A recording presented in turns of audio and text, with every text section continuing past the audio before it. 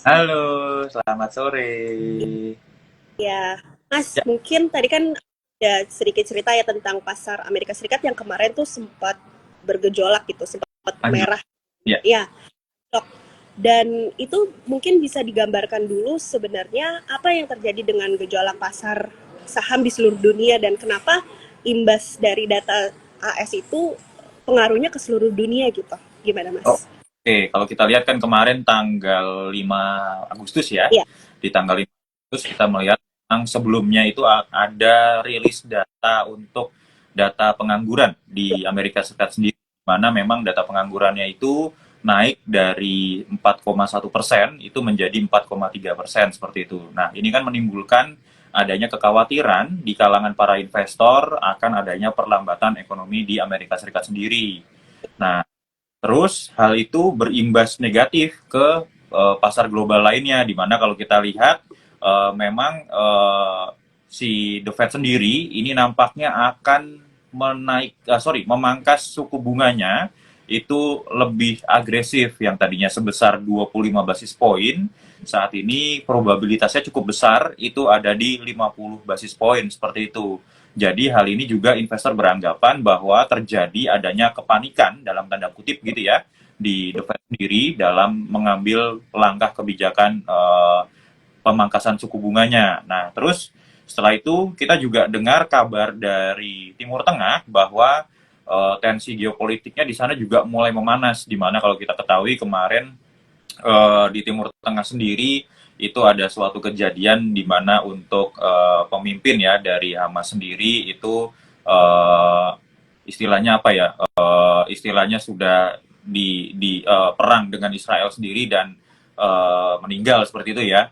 iya. Dan kemudian ada juga sehingga dari ketiga data tersebut, dari ketiga sentimen tersebut ini menimbulkan kekhawatiran yang cukup besar sehingga investor ini cenderung eh, berpindah aset gitu ya, dari aset yang tadinya di pasar saham, kemudian aset yang cukup beresiko seperti cryptocurrency sendiri ini berpindah menjadi aset yang cenderung aman dan lebih liquid, seperti misalnya mereka lebih berpindah ke obligasi dan ke emas seperti itu. Jadi hal inilah yang mempengaruhi untuk pasar Amerika Serikat sendiri dan khususnya juga pada umumnya pasar global, di mana pada awal pekan kemarin di tanggal 5 itu terkoreksi cukup dalam begitu.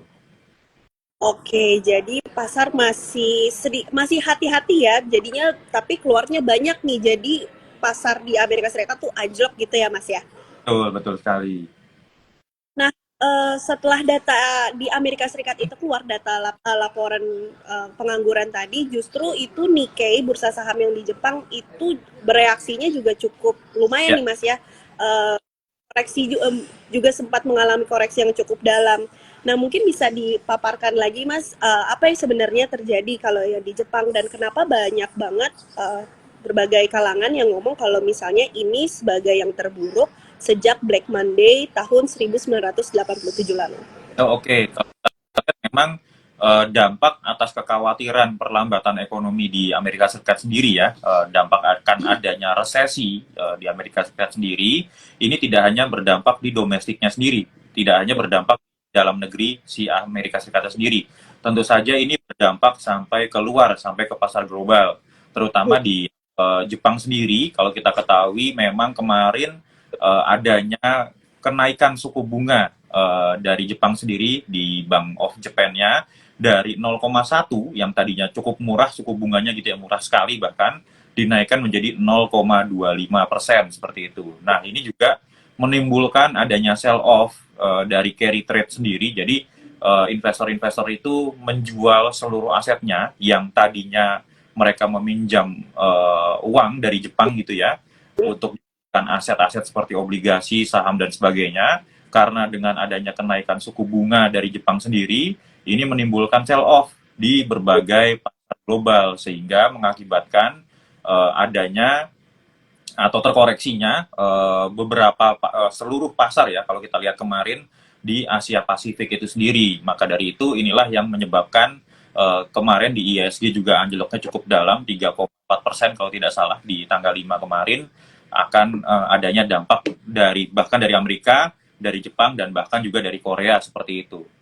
Oke, jadi karena emang ya kemarin juga apalagi kan inflasi Jepang tuh sempat tertinggi ya Mas tahun ini dalam 40 lebih dari 40 tahun ya kalau nggak salah. Oke. Nah, tadi kan Jepang anjlok dan Korea Selatan ternyata melalui KOSPI juga mengalami hal yang serupa. Lalu gimana nih Mas dengan indeks harga saham gabungan? Apa saja dampaknya dan apa yang perlu diperhatikan oleh para investor untuk menyikapi hal tersebut? Dan jika memang misalnya koreksi akan terus berlanjut, walaupun hari ini IHSG ditutupnya dalam zona hijau ya, Ya, apa sih mungkin apa sih kemungkinan terburuk yang bisa terjadi gitu dan gimana pasar harus mengantisipasinya? oke, kalau kita lihat memang kemarin itu sentimennya juga cukup besar ya, dalam artian pengaruh di Amerika, kemudian ke pasar global, terutama di Jepang, kemudian juga di Korea Selatan pun juga sama, Ya, itu juga anjlok dalam, dan di ISG juga anjlok 3,4%-an, itu juga dalam sekali ya kemarin. Dan kami melihat memang pengaruhnya ke ISG dampaknya akan relatif dalam ya kemarin, 3,4%. Namun demikian kalau kita lihat memang secara teknikal selama berapa ini 3 hari ini pergerakan ISG cukup lumayan ya, berada di zona hijau seperti itu. Dan hari ini akhir pekan ini pun ini juga ditutup di zona hijau di 7.257. Namun demikian kami melihat secara teknikal penguatan ISG nampaknya akan relatif cukup terbatas, paling tidak nanti untuk menutup gap berikutnya, yakni yang berada di rentang area 7.257 sampai 7.300-an seperti itu. Karena kami melihat masih ada potensi ke depannya ISG rawan untuk kembali terkoreksi selama belum mampu untuk break dari area resistennya di 7.354. Nah, kami melihat selain secara teknikal, sentimennya itu apa aja? Kalau kita lihat sentimennya, yang pertama, memang saat ini kita sedang adanya transisi pemerintahan ya, ke pemerintahan baru. Dan kemudian kalau kita lihat nilai tukar rupiah ini positif nih, nilai tukar rupiah kita juga cenderung menguat terhadap US dollar sendiri. Namun demikian kalau kita lihat untuk sepekan ke depan ya, kalau kita hitungannya sepekan ke depan, kami melihat memang pergerakannya akan cenderung sideways namun agak koreksi terlebih dahulu untuk IISG seperti itu. oke, jadi kemungkinan untuk bergerak untuk kemungkinan untuk turun lagi itu masih ada ya Mas ya Betul. untuk ke depannya. Ya, kami melihat potensi penurunannya ini sebenarnya 50-50. Nanti kita tinggal lihat ke depannya. Kalau misalnya memang resistennya belum mampu di break, maka kecenderungan turunnya ini agak cukup besar ya. Karena kami melihat ini akan masih ada gap di bawah di ISG sendiri, di mana gapnya ini berada di rentang 6968 sampai 6987. Nah, gap inilah yang harus diwaspadai oleh investor sendiri karena adanya kemungkinan ke arah situ cukup besar gitu. Oh, jadi masih ada kemungkinan untuk bergerak sideways dan sebagainya. Tapi kalau misalnya dilihat untuk para investor nih, kira-kira masih apakah ini saat yang tepat untuk mengoleksi saham-saham Mas atau sebenarnya sebaiknya di hold dulu? Oke, kalau kita lihat apakah cocok untuk koleksi saham, ada baiknya untuk akumulasi akan cenderung menarik ya. Karena kalau kita lihat dari pergerakannya, apabila nanti terkoreksi, para investor bisa akumulasi terlebih dahulu, jadi tidak langsung one hit atau langsung masuk all in seperti itu. Atau kalau yang bisa untuk trader-trader dalam jangka pendek menengah, itu akan lebih baik dilakukan untuk trading terlebih dahulu. Karena kalau kita lihat momentumnya di beberapa emiten ini cukup menarik karena memang secara sektornya agak kurang gitu ya, agak kurang dalam artian adalah pergerakannya masih cenderung downtrend, tapi kalau kita melihat dari sisi beberapa emitennya ini kecenderungan naiknya masih cukup lumayan untuk sisi upside-nya begitu. Jadi nanti dapat dicermati untuk pergerakan masing-masing emitennya ya, dan untuk garis besarnya kita melihat dari IISG sendiri begitu.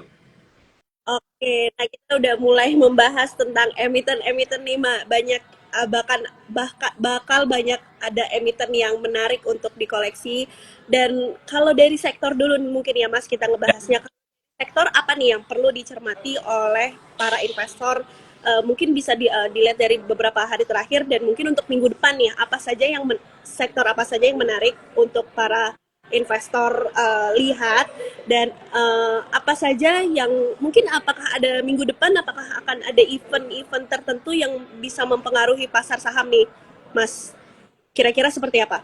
Oke, kalau secara sektor dari sisi teknikalnya kami melihat ada dua sektor yang cukup menarik yang dapat dicermati begitu ya. Yang pertama adalah IDX Finansial, di mana di situ ada asuransi, ada perbankan dan non perbankan sekalian, itu ada tergabung di situ. Itu kami melihat masih ada kecenderungan untuk IDX Finansial ini bergerak menguat, paling tidak nanti untuk menguji area resistennya dulu di area 1419 seperti itu. Nah, kemudian yang kedua ada IDX Consumer Non Cyclical, di mana di situ ada seperti Indofood, ICBP, nah itu tergabung di situ. Nah, IDX Consumer Non Cyclical ini kami melihat memang masih ada peluang untuk menguat kembali karena sedang berada di awal fase uptrend ya begitu ya. Paling tidak nanti penguatannya ini akan menguji di area 706 sampai 712. Nah, nanti tinggal bagaimana masing-masing teman-teman investor sekalian ini melihat dari emiten-emiten di dalamnya. Karena kalau kita lihat secara keseluruhan, pergerakan dari sisi sektornya cukup menarik seperti itu. Oke, ini menarik. Soalnya kalau minggu lalu tuh trennya masih dipegang sama financial ya, financial yang masih bagus dan terus mendorong IHSG itu dari financial. Ternyata dari sekarang untuk minggu depan mungkin sahabat Kata bisa diperhatikan juga dari yang non cyclical gitu ya Mas ya. Kali. Oke. Nah, tadi juga pekan depan kan masih banyak nih di kalender bursa, kita bisa lihat di keterbukaan informasi juga masih banyak aksi korporasi yang mulai terjadi gitu ya, dari mulai tanggal pembayaran dividen hingga pengumuman RUPS beberapa emiten. Nah, untuk para investor apa saja yang perlu dicermati nih? Tadi kan dari sektor saham, kalau mungkin dari emitennya apa nih yang kemungkinan mungkin bisa ngasih profit besar yang mungkin yang sudah mengumumkan dividen gitu, Mas? Oke, kalau kita lihat memang untuk pekan depan ada beberapa tanggal pembayaran dividen ya. Namun kami melihat untuk tanggal pembayaran dividen sendiri ini sudah agak cukup jauh untuk dari sisi sentimennya karena sudah tinggal bayar aja kan seperti itu ya. Kalau kami melihat di pekan depan sendiri selama sepekan ini akan cukup menarik karena kita menanti adanya beberapa rilis data begitu dari Amerika Serikat sendiri. Kita melihat adanya rilis data inflasi yang kemungkinan secara konsensus akan cenderung cukup melandai di 2,9% secara year on year-nya gitu ya. Karena sebelumnya itu sebesar 3% di bulan Juni kemarin.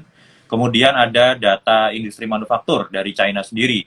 Namun ini industri manufakturnya secara konsensus kami melihat akan adanya perlambatan. Ini di levelnya 5,2, tipis sih, karena kemarin itu data terakhir itu di 5,3% seperti itu. Nah, berikutnya akan ada data ekspor impor dan neraca dagang Indonesia dari negeri kita sendiri. Nah, sentimen-sentimen inilah yang harus dicermati oleh para investor supaya kedepannya nanti bisa melihat bagaimana pengaruhnya terhadap pergerakan IISG ataupun dari masing-masing emiten di dalamnya. Karena kalau kita melihat atau memilih dari emiten-emiten berbasis komoditas, tentu saja kita harus memilih atau melihat dari pergerakan harga komoditasnya seperti apa. Apakah batu baranya juga naik, atau apakah harga minyaknya naik, atau harga CPO-nya juga naik atau turun seperti itu. Oke, berarti untuk para sahabat Kata Data ini yang perlu diperhatikan adalah ada banyak sekali ya Mas, berarti untuk pekan depan tuh data-data penting Ya. yang bisa diperhatikan. Dan ini sekali lagi untuk sahabat Kata Data ini disclaimer on ya, karena keputusan pembelian tentu ada di tangan investor. Nah, Mas, buat penutupan nih sekali lagi boleh dikasih beberapa tips untuk sepekan ke depan. Kalau misalnya teman-teman yang mungkin mau hold dulu atau yang mau mengoleksi saham atau yang masih mungkin kayaknya gue mau coba untuk jangka pendek dulu deh, ini kira-kira apa saja sih tipsnya yang bisa dibagikan kepada sahabat Kata Data? Kita lihat memang untuk pergerakan dari secara garis besarnya untuk ISG masih akan sideways cenderung koreksi, namun nanti teman-teman bisa mencermati ini ada 4 saham pilihan yang bisa kami berikan gitu ya, tapi ini bentuknya sebuah disclaimer karena nanti keputusan ada di tangan teman-teman sendiri. Kami melihat memang ada 4 saham. Yang pertama itu ada Indofood gitu ya. Indofood nanti dengan targetnya di 6.300, 6.475. Kemudian ada ULTJ atau Ultra Jaya gitu nanti targetnya 1955, 1980. Kemudian ada BRI dari perbankan. Itu cukup menarik untuk trading jangka menengahnya gitu ya di 4850 sampai 5000. Dan yang terakhir ada BBNI. Ini nanti targetnya bisa di 5250 sampai di 5500 begitu. Oke, berarti dari financial sama yang non cyclical tadi mostly. Oke, terima kasih banyak Mas atas kita tadi udah sharing-sharing banyak dan teman-teman sahabat kata data jangan lupa dicatat tadi udah dikasih bocoran untuk minggu depan apa saja yang menarik. Nah, Mas, sekali lagi terima kasih atas waktunya dan Sama-sama. oke. Dan untuk sahabat Kata Data, terima kasih sudah tune in dan jangan lupa untuk follow dan pantau terus Kata Data Co ID. Salam profit, dadah, sampai jumpa. Terima kasih.